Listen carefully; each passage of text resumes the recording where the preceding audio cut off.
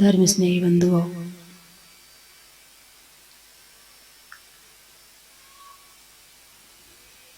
कल चर्चा हुई थी ज्ञान का ज्ञान करना है। किसका? ज्ञान का ज्ञान करना है। खोजपूर्ण दृष्टि होनी चाहिए। नहीं, वैसे तो आपकी दृष्टि खोजपूर्ण है, उसमें कोई दिक्कत नहीं है।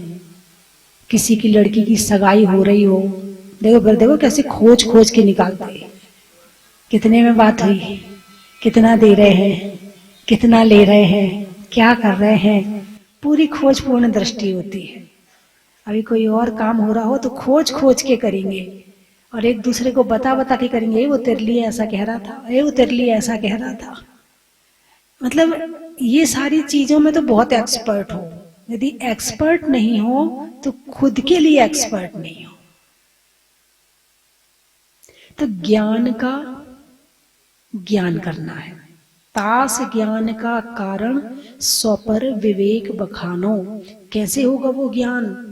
तो भेद विज्ञान करना पड़ेगा पहले, कि जो मेरा ज्ञान है वो कैसा है और जो अज्ञान है वो कैसा है।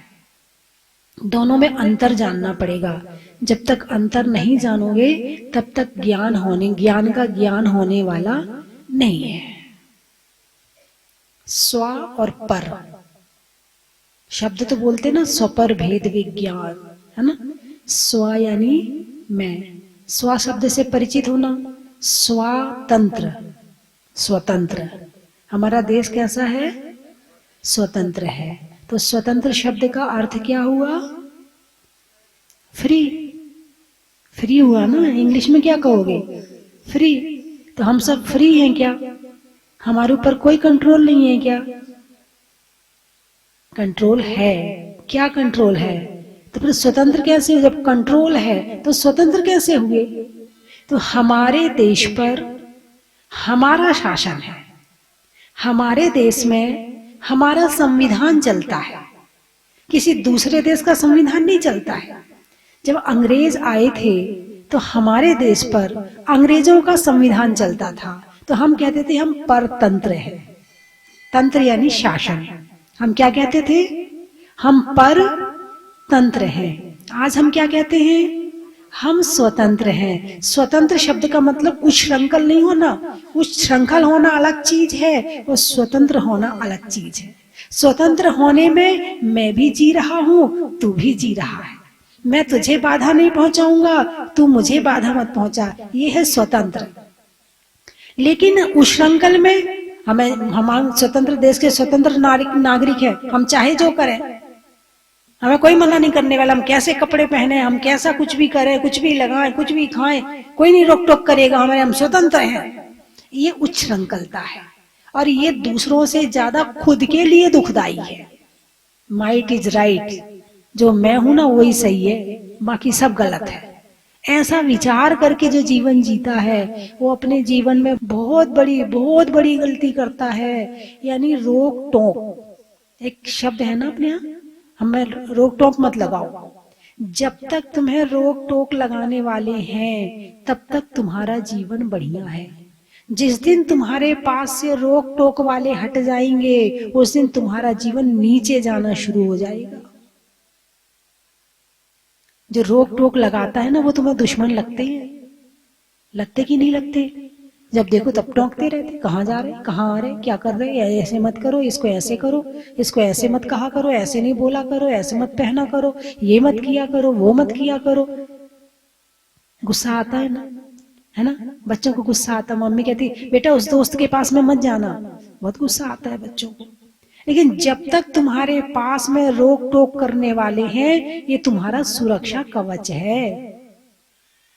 आज लड़की की शादी होती है, वो अलग रहना चाहती है, वो सास के साथ नहीं रहना चाहती है, क्योंकि सास के साथ रहेगी तो रोक टोक रहेगी। है ना। सास कहेगी बेटा ऐसे भोजन नहीं ऐसे बना, ये चीज ऐसे नहीं ऐसे बना, बच्चे को ये मत, ये दवाई मत दे, ये चीज दे दे तो दवाई देने की जरूरत नहीं पड़ेगी, तो उसे वो रोक टोक लगती है। जबकि सास के अनुभव बहू को मिल रहे हैं जो वो स्वीकार नहीं करना चाहती, और इसका परिणाम ये होता है कि वो खुद दुखी हो जाती है। अब घर में मान लो सास है और पति से लड़ाई हुई, तो सास बीच में बोलने वाली है ना, डांटेगी बेटी को, क्यों लड़ रहा है उससे, क्यों उसको ऐसा बोल रहा है, ऐसे मत किया कर उसके साथ में, मेरी बहू है। और सास नहीं रहेगी घर में तो फिर तो डंडे बजेंगे, कोई टोकने वाला नहीं, कोई रोकने वाला नहीं, किसी का डर नहीं। लड़ाई हो रही होगी तो वो धीरे धीरे बोलेगा, मम्मी को सुनाई ना पड़ जाए, अभी डांट पड़ेगी। बोलिए हाँ या ना, डांट पड़ेगी, अभी धीरे धीरे बोलो, लड़ो मत, धीरे बोलो। और यदि कोई नहीं होगा रोकने टोकने वाला तो फिर तो पूरी लाउड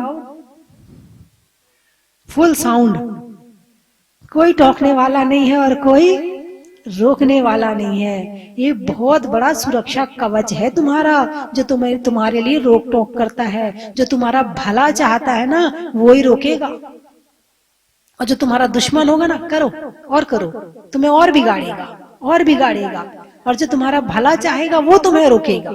तुम रोकने टोकने वालों को बुरा मत समझना, क्योंकि वो विवेकी हैं, उन्होंने जीवन जिया है, कहाँ जीवन में उतार आता है, कैसे आता है, वो उन्होंने देखे हैं। और तुम्हें वो अपने अनुभव देकर उस उतार आने के पहले तुम्हें संभाल लेते हैं और उतार नहीं आने देते हैं।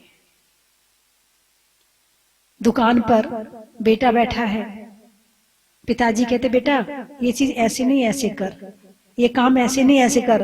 बेटे को बड़ा गुस्सा आता, पापा तुम दिन भर टोकते रहते हो, सारे दिन टोकते रहते हो, ये क्या मतलब हुआ, अब ये जमाना पुराना गया, अब नया जमाना आ गया, ये काम ऐसे नहीं ऐसे होगा।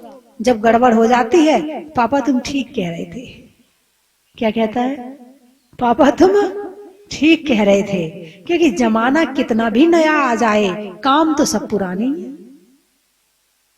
जमाना नए का क्या मतलब होता है, थोड़े काट पीट के कपड़े पहन लिए, और है क्या, पहन तो कपड़े ही रहे हो ना। पहले साड़ी पहनते थे, अब सूट पहन लिया, पहन तो कपड़े ही रहे हो ना। पहले सलवार सूट घर में लड़कियां पहनती थी, अब बहुएं पहन रही हैं, पहन तो कपड़े ही रहे हो ना। वो काट पीट के पहन रहे, वो पूरा पहन लेती थी, अंदर क्या पड़ा, है तो कपड़े ही। बात तो वही पुरानी है, भोजन ही तो कर रहे हो। पहले रोटी खाते थे, पराठा खाते थे, पूरन पूरी खाते थे, अब इडली डोसा खाते हो, है तो खाने वाली चीज है, उसमें तो कोई पुरानापन नहीं रहेगा। है बोलते तो वही भाषा हो, मारवाड़ी, पहले भी बोलते थे, अब भी बोल रहे हो। अब थोड़ी सी हिंदी सीख ली, थोड़ी उसमें अंग्रेजी मिक्स कर दी तो नहीं हो गई, इसमें नयापन क्या हुआ, पहले भी मुंह से ही बोलते थे। अरे बोलिए ना, नया जमाना आ गया तो ऐसा थोड़ी कि कोई कान से बोल रहा है कि नाक से बोल रहा है। क्या है नया जमाना, कुछ भी नया नहीं है, मेरी दृष्टि में कुछ भी नया नहीं है। पहले बाल बांध के रखते थे, अब खोल के रखते हैं, क्या नया हुआ, बाल तो बाल ही है ना, बाल में तो कोई अंतर नहीं आया ना। पहले साबुन से धो लेते थे, थोड़े चिपके रहते थे, अब शैम्पू से धोते थोड़े उड़ते हैं, और क्या अंतर हुआ।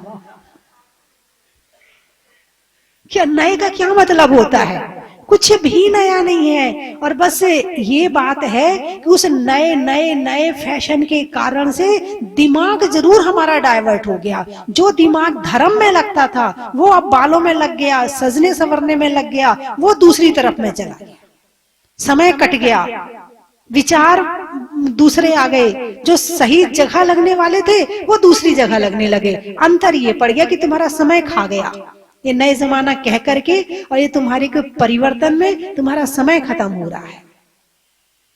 नहीं नहीं, आपकी बात नहीं कर रही, आप तो जैसे पहले थे वही कटेवाल हैं। नहीं, कपड़े तो बदल गए, पहले धोती कुर्ता ये पहनते थे, अब तो वो करीब 50-100 साल से, वो 100 साल से ज्यादा नहीं हुई ये पैंट और शर्ट आए हुए, इससे ज्यादा पुराने नहीं हो तुम भी। हाँ, लेकिन हाँ, ये भी पुराना है, इसलिए थोड़ा मान लेते कि आप पहले भी वैसे ही थे और आज भी वैसे। आप में कोई अंतर नहीं, अंतर इनमें आता है सारा। अब कोई काम तो है नहीं, अपने भोजन से फ्री हुए, अब क्या करें? स्वाध्याय करते नहीं, जाप करते नहीं, ध्यान करते नहीं, सामायिक करते नहीं, दिमाग वहां लगता नहीं, तो फिर कहाँ लगे दिमाग? तो सजने संवरने में लगता। फिर कैसे सजे संवरे? उसके लिए फिर मोबाइल देखना पड़ता है कि कौन सी वो फैशन में क्या चल रहा है आजकल, क्या पहनना है। पहले एक फैशन आई थी कि वो जब सलवार सूट पहनते थे तो वो कुर्ता छोटा कर दिया, बोले फैशन में है। फिर कुर्ता इतना तक आ गया, बोले फैशन में है। फिर एक बार फैशन आई थी कि पल्लू छोटा कर दिया, बिल्कुल जरा सा पल्लू लेते थे और पल्लू यहाँ पकड़ के रखते थे, बोले क्या है? बोले फैशन है। फिर बोले पल्लू लंबा कर दिया, बोले ये क्या? बोले अभी फैशन है। जो हीरो हीरोइन कर ले बस वही तुम्हारे लिए फैशन है। तुम्हें क्या पसंद है ये तुम्हें नहीं पता है। तुम अपनी जिंदगी नहीं जी रहे हो, तुम परतंत्र हो। क्या हो? परतंत्र हो, तुम स्वतंत्र नहीं हो। तुम पर तुम्हारा शासन नहीं चल रहा है, तुम अपने हिसाब से खाते नहीं हो। जो मोबाइल दिखाता है तुम वो खाते हो, तुम अपने हिसाब से पहनते नहीं हो। जो हीरो हीरोइन पहनते हैं वो तुम पहनते हो। जैसे बाल वो बनाते हैं वैसे बाल वो तुम बनाते हो। जिनसे वो बाल धोते हैं उनसे तुम धोते हो। जैसा चश्मा वो लगाते हैं वैसा तुम लगाते हो। जैसी घड़ी वो पहनते हैं वैसी घड़ी तुम पहनते हो। जैसी लिपस्टिक लगा लगा के लाल ओंठ कर करके वो दिन भर घूमते हैं ऐसे तुम घूमते हो। तो तुम्हारा कहाँ रहा? इसमें तुम्हारा क्या, ये बताओ मुझे। इसमें तुम्हारी पसंद नहीं बची, इसमें तुम्हारा अपना कल्चर नहीं बचा, इसमें तुम्हारी संस्कृति नहीं बची, इसमें तुम्हारा ज्ञान नहीं बचा। तुम अपना ज्ञान का उपयोग कर कहाँ रहे हो? कहाँ कर रहे बताओ? कोई अपना ज्ञान का उपयोग अपने लिए कर रहा है क्या? बस जो दुनिया में हो रहा है उस हिसाब से जिए जा रहे। शादी में जाना हो तो फिर देखो कितनी टेंशन होती है, कितने सामान भरने पड़ते हैं, कितना सामान खरीद के लाना पड़ता है, बाल कटवाने पड़ते हैं, ब्यूटी पार्लर जाना पड़ता है। शादी उसकी है, खर्चा तुम्हारा है। भाई पीली साड़ी पहन के आना हल्दी में, अच्छा जी। लाल साड़ी पहन के आना इसमें, अच्छा जी। फिर साड़ियां खरीदते फिरो। चलो पीली साड़ी तो फिर भी चल जाए क्योंकि मंदिर में चलती है, उसमें तो फिर भी थोड़ी सी कंसेशन मिल ही जाता है। तो बंधु मैं ये कहना चाहती कि हम स्वतंत्र हैं या परतंत्र हैं? हाँ, ये सिद्ध करो पहले कि तुम अपनी जिंदगी जी रहे हो या तुम परतंत्र की जिंदगी जी रहे हो। परतंत्र की जिंदगी जी रहे हैं, उसमें जीन्स पहनेंगे तो तुम जीन्स पहनोगे, उसमें ये पहनेंगे, यानी कि तुम्हारी अपना तो कुछ लाइफ बची नहीं है। जो उसमें दिख रहा है वो तुम कर रहे हो। उसमें झगड़ा कैसे करते हैं? उसी स्टाइल से। अरे बोलिए ना, हाँ या ना? सीरियल कल शाम मैंने देखा कि 8 बज गए थे तो कुछ महिलाएं उठ उठ के भाग रही थी। पता ये कौन सी वाली महिलाएं थी? हाँ, सीरियल वाली महिलाएं थी। 8 बज गए। एक तो मैंने पहले भी बताया, एक बात मुझे याद है कि एक बहन जी ऐसे ही थी कि वो शाम के समय ज्यादा भीड़ नहीं थी तो एकदम कहीं और की बात है, वो महिला बाद में मेरे पास आई तो वो बताती है, बोले मैं वो माता जी के पास जाती थी ना तो शाम के अपने टाइम से उठ के मैं भाग लेती थी। पेट में भी तो नहीं पचता, आदमी सब कह देता है, फिर मैं कह देती हूँ आपको। तो वो बोले माता जी वो पूछती थी रानी क्यों जा रही हो? उसका नाम रानी था। बोले रानी क्यों जा रही हो? बोले माता जी वो रात में ना गली सकड़ी है और अंधेरा होता है तो मुझे टाइम से घर जाना है, फिर ज्यादा रात हो जाएगी तो दिक्कत हो जाएगी मुझे। बोले जब घर पहुंचती थी तो सीरियल की ट्यूनिंग चालू हो जाती थी। यानी अपने सीरियल के लिए तुम साधु संतों को छोड़कर भी, जब कल शाम जब वो जा रही थी ना वो उसकी याद आ गई। मैंने कहा ये जरूर सीरियल वाली है, अब आज से वो आएंगी नहीं क्योंकि जहां उठने, माता जी ने कह दिया कि उठने नहीं मिलेगा, अब उठेंगे तो माता जी कहेंगे सीरियल देखने जा रही हो, इसलिए आज से, अरे बोलिए ना, ऐसी कितनी महिलाएं ऐसी है। अच्छा, सीरियल कौन कौन नहीं देखता है? हाँ, पुरुषों में कौन कौन नहीं देखता है? कुछ तो देखने वाले भी हैं, ऐसा नहीं, बहुत भगत है सीरियल वालों के। जितने भगत मेरे नहीं मिलेंगे, उससे ज्यादा भगत सीरियल वालों के हैं। जितना मुझे याद ना करते होंगे, उससे ज्यादा सीरियल वालों को याद करते करते नहीं करते हो। माला फेरते हो तो कौन याद आता है? अरे उसका क्या होगा, उसकी सास उसको परेशान कर रही है, उसका क्या होगा, है उसने उसके लिए ऐसा किया, उसका क्या होगा। माला फेरते फेरते तुम्हें भगवान याद नहीं आते, तुम्हें साधु संत याद नहीं आते, तुम्हें वही सीरियल के कलाकार याद आते। बोले हाँ या ना? तुम्हारा चित्त किसने चुरा लिया है? अभी हम भक्तांबर पढ़ेंगे तो उसमें तो आएगा कि भगवान आपने हमारा चित्त का हरण कर लिया है, लेकिन ये उल्टा है, यहाँ तुम्हारा चित्त का हरण किसी और ने कर लिया है जो पाप में ले जाता है। भगवान को याद करने से पाप लगता है कि पुण्य लगता है? जोर से बोलिए ना। भगवान को याद करने से क्या लगता है? भगवान को याद करने से क्या लगता है? पुण्य लगता है कि पाप लगता है? पुण्य लगता है। भगवान को याद करने से पुण्य क्यों लगता है? क्योंकि वो राग और द्वेष से रहित हैं, वो स्वयं कषायों से रहित हैं, वो स्वयं पापों से रहित हैं, वो स्वयं कर्मों से रहित हैं। इतनी पवित्र आत्मा है, इतनी पवित्र आत्मा है कि जैसे हमारा मन उनके चरणों में जाता है, उनकी वो पवित्र किरणें हमारे पास आती हैं और हमारा पाप भाग जाता है और पुण्य का प्रकाश हो जाता है।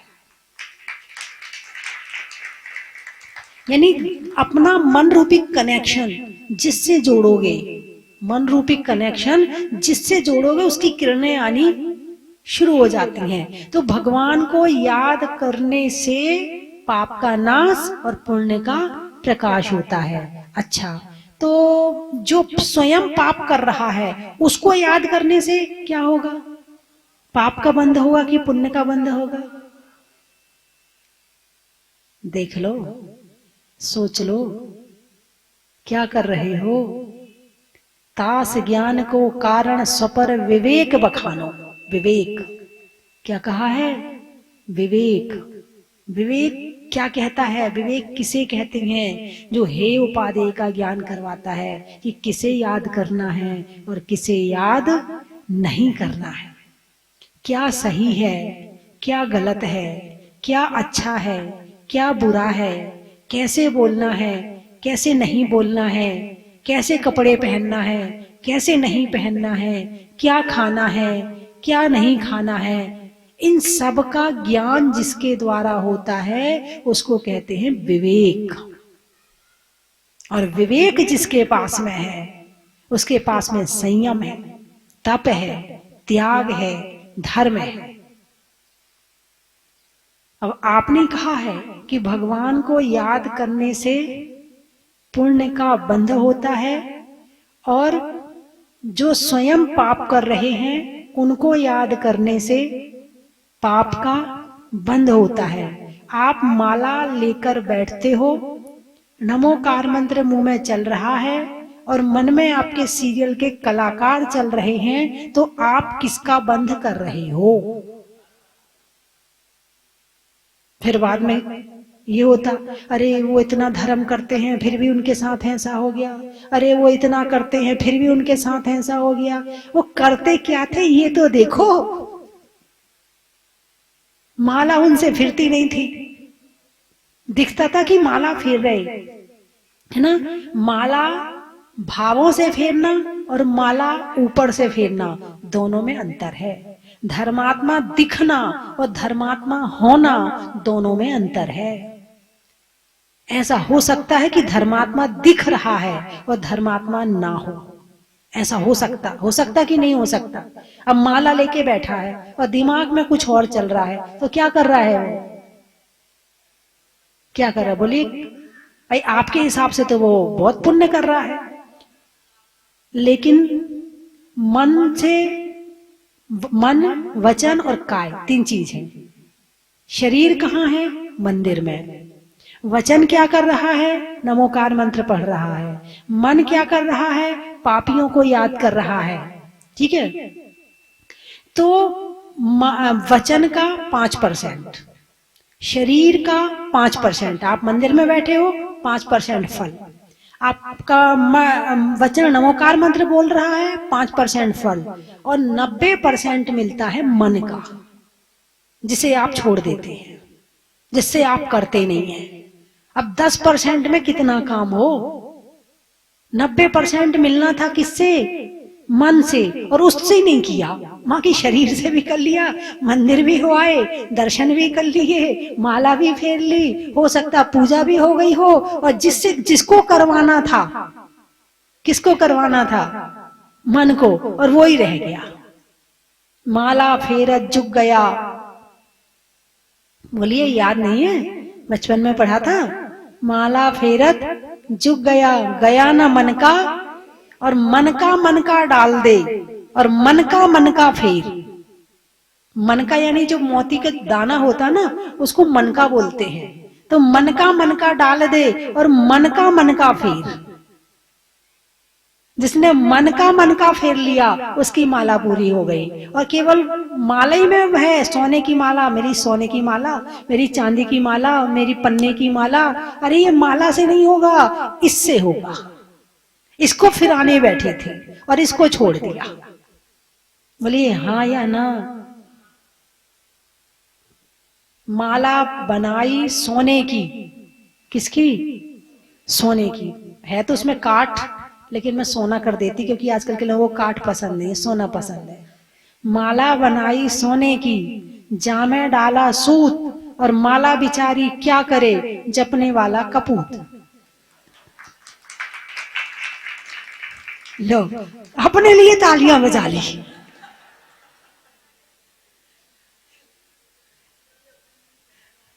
तो किसके लिए बजाई फिर आपने तालियां? एक दूसरे के लिए बजा ली। तू फेरता है ऐसी माला, हम थोड़ी फेरते हैं, तू फेरता है। अच्छा, कितने लोग हैं जो यहाँ रोज माला फेरते हैं? रोज माला का नियम है जिनका। अरे वाह, बाकी लोग कह रहे मन नहीं लगता तो हम करते ही नहीं है, इससे अच्छा तो ना ही करो, वो ही ठीक है ना? इसलिए नहीं फेरते ना? तो फिर क्यों नहीं फेरते हैं? माला फेरते हो ना? कितने लोग फेरते? एक बार फिर से हाथ उठाओ। चाहे मंदिर में फेरते हो, चाहे घर में फेरते हो, चाहे दुकान में फेरते हो, कहीं भी फेरते हो, उठाइए हाथ अच्छे से। अच्छा, चलो, जिन लोगों की ने अभी तक माला नहीं फेरी है, आज से एक संकल्प ले लेना कि एक माला कम से कम रोज करेंगे। और इतना भी ना कर पाए तो अपना नाम भगवान जी के नाम से हटा लेना कि हम भक्त नहीं है भगवान आपके। यदि तुमने याद, दुनिया को याद करने का समय है, सारी दुनिया को याद करते हो और भगवान को याद नहीं करते हो। भगवान को याद करने का माला एक निमित्त है। ध्यान करने की शुरुआत माला से होती है। लोग कहते हैं हमें ध्यान करना नहीं आता है।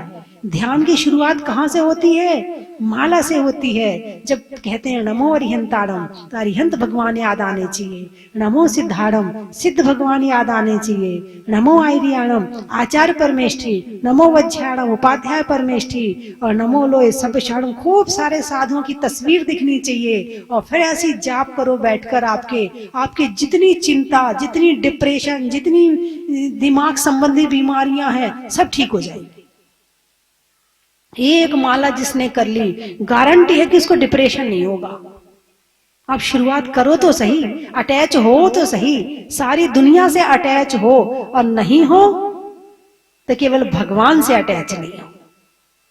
फिर कहते परेशानी आ रही है, दुख आ रहे हैं, जो सुख का रास्ता है वहां से संबंध नहीं जोड़ा, और जो दुख का रास्ता है खूब अच्छी तरह से जोड़ रखा है ना? तो तास ज्ञान को कारण स्वपर विवेक बखानो। स्व और पर, क्या? स्व और पर। स्वतंत्र शब्द का भी अपन ने किया था स्वागत। स्वागत शब्द है ना, स्वागत में भी स्वा है, आगत का स्वा, मैंने उसका सम्मान किया तो स्वागत। स्वभाव, स्व यानी मैं, और मेरा भाव स्वभाव, मेरा भाव स्वभाव। और बोलिए, शब्द बोलिए स्वा से संबंधित जो शब्द हैं। स्वरूप, बहुत बढ़िया, स्वरूप, स्व का रूप, आत्मा का रूप यानी स्वरूप। और बोलिए स्वाभिमान, एक होता है अभिमान यानी पाप, है ना, और एक होता है स्वाभिमान। भाई ठीक है, उसके घर में शादी है, वैसे मैं रोज जाता हूँ उसके यहाँ, लेकिन शादी है, अब नहीं जाऊंगा। अब वो बुलाएगा तो जाऊंगा, नहीं बुलाएगा तो नहीं जाऊंगा, क्योंकि अभी कार्यक्रम चल रहा है, मैं डिस्टर्ब नहीं करूंगा, मैं उसे परेशान नहीं करूंगा, और मेरा भी स्वाभिमान है। मैं चला गया और मेरा उन्होंने जो होना चाहिए सम्मान वो नहीं किया तो मुझे कष्ट होगा। स्वाभिमान, अभिमान अलग चीज है और स्वाभिमान अलग चीज है। और स्वाभिमान की आड़ में अभिमान मत करना, ठीक है। और शब्द बोलिए स्वा से। स्वानुभूति, स्वा अनुभूति यानी ध्यान में बैठकर अपनी आत्मा की अनुभूति करना, अनुभव करना, ये स्वानुभूति है। और बोलिए स्वदेश, स्वदेश, स्व यानी मैं और मेरा देश स्वदेश। स्वाध्याय, बहुत बढ़िया शब्द आया है, बहुत। स्वाध्याय परमम तपः, स्वा यानी आत्मा, अध्याय यानी अध्ययन करना, अपनी आत्मा का अध्ययन करना, शास्त्र पढ़ना स्वाध्याय कहलाता है।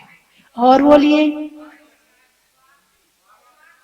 स्वार्थ, क्या बात है, कितना अच्छा शब्द आया है, इससे बढ़िया शब्द तो दुनिया में है ही नहीं है। मैं तो कहती हूँ स्वार्थी बनना चाहिए। बोलिए ना। अब आप कहोगे माता जी आप कैसी हो, हमारे यहाँ तो स्वार्थी तो कितने बुरे लोग होते हैं, और आप कह रही हो स्वार्थी बनना चाहिए। हाँ, मैं कह रही हूँ स्वार्थी बनना चाहिए, लेकिन आपका वाला स्वार्थी नहीं कि दूसरों को दुख देकर अपना उल्लू सीधा करना, ये वाला स्वार्थी नहीं। स्व अर्थी, अर्थी यानी पुरुषार्थ, और स्व यानी आत्मा, अपनी आत्मा के लिए पुरुषार्थ करना चाहिए, उसे कहते हैं स्वार्थी। मैं भी स्वार्थी हूँ, भगवान भी स्वार्थी हैं, ऐसे स्वार्थी बनो। स्वस्तिक, बहुत बढ़िया, स्वस्ति। अब मेरा शब्द नाम का ही अर्थ आपने पूछ लिया, चलिए बता देती हूँ। देखो कितना अच्छा लग रहा है मुझे, आप लोग बोल रहे हैं तो आपके जो शब्द आ रहे हैं आपके पास से, तो इससे ये पता चल रहा है कि आपके दिमाग में अच्छी बातें बहुत हैं, बस आप उसको चबा चबा के खाते नहीं हो, रस नहीं बनाते उसका। है तो आपके पास में पूरा भोजन, आप सामायिक नहीं करते। यदि आप करना शुरू कर देना, बस यही तो करना है। तो स्वस्ति, स्वा अस्ति, अस्ति यानी है, और स्व यानी मैं हूं, और मैं मेरे में हूं, मैं पर में नहीं हूं। मैं पर में नहीं हूं, मैं मेरे में हूं। यदि पर में जाऊंगा तो क्या होगा, पर से जो कनेक्शन करूंगा तो वही आएगा जो अभी बता रही थी मैं। और स्व अस्ति, मैं मेरे में रहूंगा तो कल्याण हो जाएगा। ये स्वस्ति है ना। और एक स्वस्तिक होता है, स्वस्तिक में एक प्रतीक चिन्ह है ना, वो हाँ साथिया भी बोलते हैं उसको। और ये अपने हिंदू परंपरा में भी माना जाता है, अपने जैन परंपरा में भी माना जाता है, और अपने जो कई ईसाई भी हैं तो वो भी ऐसे ऐसे कर देते हैं, लेकिन है तो क्रॉस, है ना, है तो क्रॉस ही। तो ये हर धर्म में माना जाता है। जब मैं पिछली बार यहाँ झालरा पाटन में थी तो मैंने इसका प्रैक्टिकल किया था, यहीं बैठी थी ये जो, हाँ, एक प्लेट चांदी की रखी और एक प्लेट स्टील की रखी, 2 प्लेट रखी, और 2 प्लेट के ऊपर ये माला ली मैंने, और माला लेके उसको स्थिर कर लिया। फिर माला, उस प्लेट की जो ऊर्जा होती है वो माला में प्रवाहित होती है, हर चीज में से ऊर्जा तो निकल ही रही है, तो मैंने हाथ स्थिर कर लिया। तो जब चांदी की प्लेट में करी मैंने माला का जो प्रैक्टिकल है, तो उसमें पॉजिटिव ऊर्जा निकल रही थी, और जब मैंने स्टील की प्लेट में किया तो उसमें से नेगेटिव उल्टी माला घूम रही थी। लोहे में से नेगेटिव ऊर्जा निकलती है, और आपने अपने घर में लोहा भर रखा है, मकान में लोहा, किचन में लोहा, खिड़की में लोहा, सब जगह लोहा ही लोहा भर रखा। अब दिमाग नेगेटिव नहीं होगा तो क्या होगा? पहले के मकानों में लोहा नहीं होता था, और अब तो बहुत से लोग पुराने मंदिर तोड़ तोड़ के और लोहे वाले मंदिर बना रहे हैं। नहीं नहीं, आपके यहाँ की बात नहीं करिए, आप लोग थोड़ी ऐसा कर रहे हो, हैं? नहीं, जितना मंदिर में लोहा कम लग सके प्रयास करो कि पहले लगाए ना। फिर भी आजकल जो मंदिर के स्ट्रक्चर बन रहे हैं वो उसी हिसाब के बन रहे हैं, क्योंकि नया पहले जैसे शांतिनाथ मंदिर अपना गर्भगृह है, छोटा है, उसके बाद मंडप है, पूजा मंडप है, उसके बाद फिर श्रृंगार चौकी है, तो ये मंदिर का अलग रूप है। लेकिन आजकल के जो मंदिर बन रहे हैं कि एक विशाल हॉल बनाते हैं, और हॉल बनाकर उसमें भगवान की एक सुंदर वेदी बनाते हैं, और पूरे तो सबके बैठ के पूजा करने में, सामूहिक पूजा में और चीजों में सहूलियत होती है ना। अब इस मंदिर में हम चाहें कि इसमें 100, 200, 500 लोगों को बिठा के पूजा कर लें तो पॉसिबल नहीं है। तो वर्तमान परिस्थिति के अनुसार जो मंदिर बन रहे हैं वो उस स्ट्रक्चर के बन रहे हैं, तो उसमें कहीं ना कहीं थोड़ा बहुत लोहा काम लेना पड़े। लेकिन पुराने मंदिर यदि आपके हैं तो उनको मत तोड़िए, उनको तो वहीं रिपेयर करके या वहीं थोड़ा और साज सज्जा करके उनको वहीं ठीक कर लें, उसमें लोहा लगाने का प्रयास ना करें। तो स्वस्तिक चिन्ह जो होता है, फिर उसके बाद में मैंने क्या किया कि एक प्लेट में मैंने स्वस्तिक बनाया, कागज में, प्लेट में नहीं, कागज में, पेन से।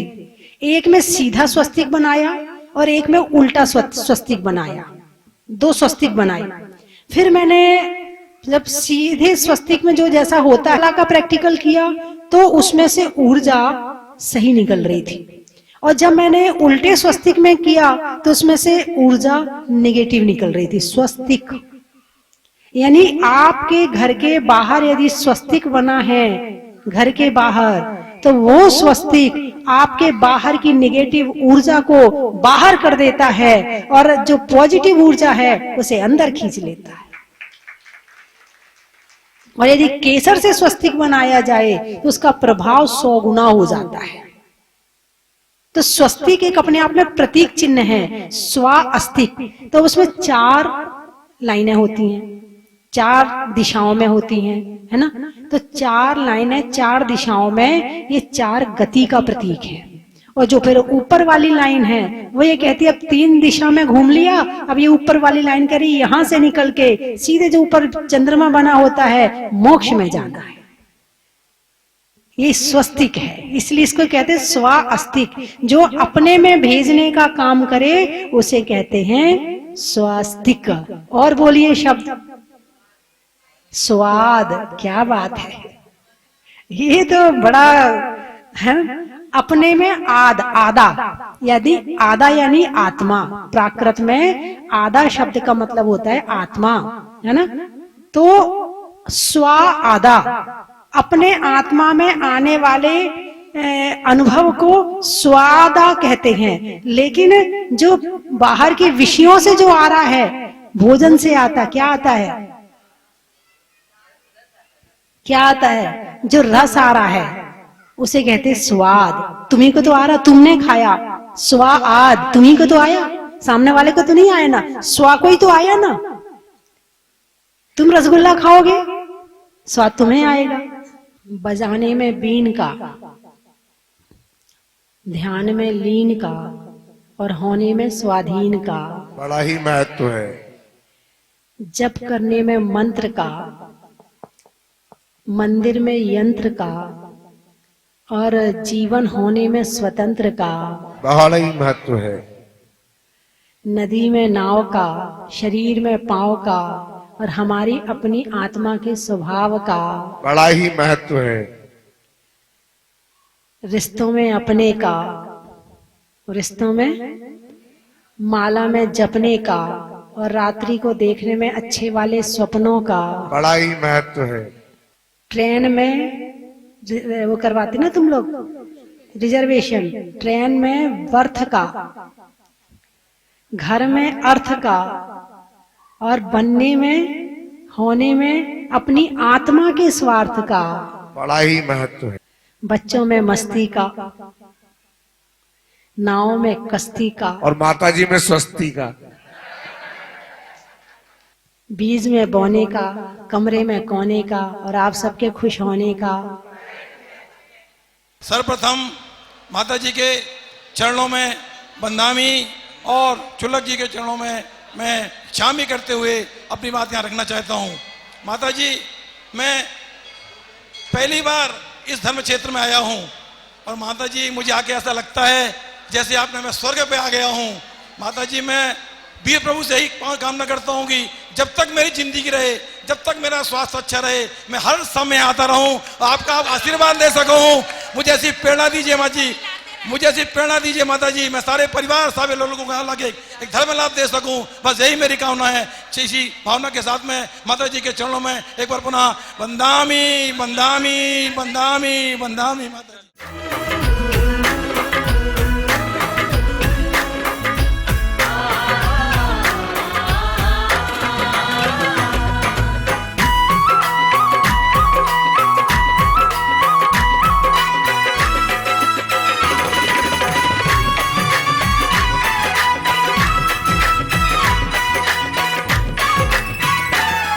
कंचन की थाल को सजाओ रे आज, रत्नों की थाल को भर लाओ रे आज। आओ आओ करे रे गुणगान आरती भगवन की, आओ आओ करे गुणगान आरती भगवन की। आओ आओ करे रे गुणगान आरती भगवन की।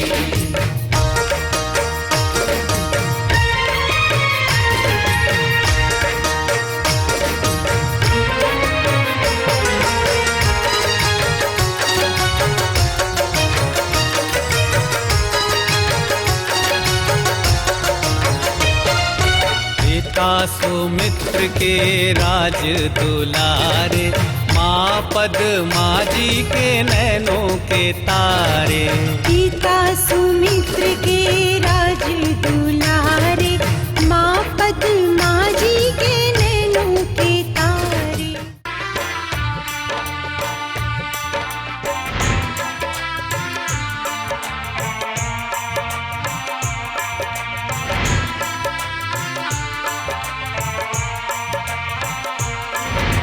चलो रे चलो रे चलो, चलो रे चलो रे चलो, चलो जहाँ